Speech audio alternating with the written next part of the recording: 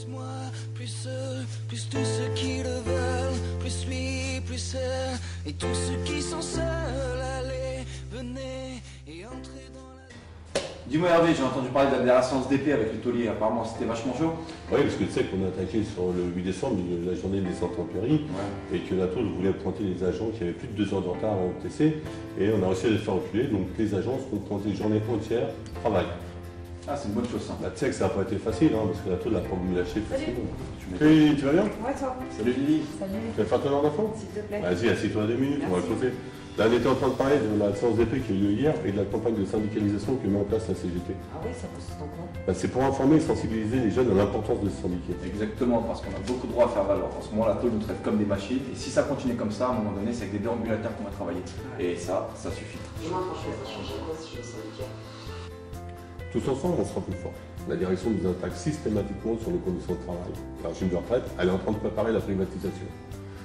Les patrons, eux, sont tous syndiqués. Toi, en te syndiquant, tu montres que tu es informé et conscient du combat à mener. C'est essentiel pour monter un rapport de force. Je suis d'accord avec toi, mais quel syndicat pro? Il y en a tellement. C'est la CGT. On est sur tous les terrains pour défendre les vraies valeurs d'une justice sociale.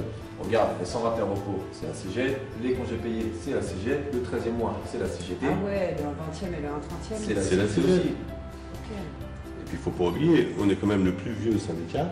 On a été créé en 1895, on a participé à la résistance et on défend toujours les mêmes idées de la justice sociale. Et regarde encore aujourd'hui, dernièrement avec les sans-papiers, des gens traités comme des esclaves qui travaillaient, qui payaient des impôts, on allait les expulser. C'est totalement scandaleux. Et dis-moi, pourquoi t'es pas syndiqué, toi? Pour être honnête, j'avais une réticence sur l'utilisation des cotisations syndicales. Je ne savais pas trop comment c'était utilisé. J'ai longuement discuté avec Hervé qui m'a expliqué le système. Donc en fait, ça sert à la diverse communication.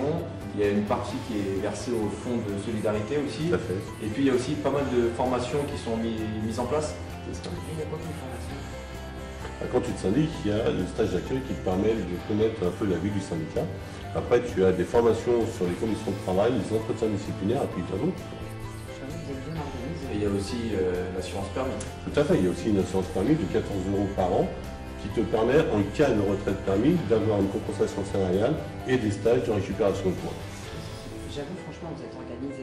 J'aimerais vraiment vous rejoindre. Tu sais, on est une structure solide et organisée et on ne lâchera jamais rien pour les revendications des salariés. D'accord, je fais comment maintenant? C'est pas dur. Je te donne un bulletin d'adhésion. Ok. Pour moi aussi. Et ben voilà, vous le remplissez, vous signez en bas à droite et vous me le ramenez avec Salaire. nos conditions de travail. Notre déroulement de carrière, Ça dépend aussi de toi. Je sais qu'on est capable, tout est possible, tout est réel.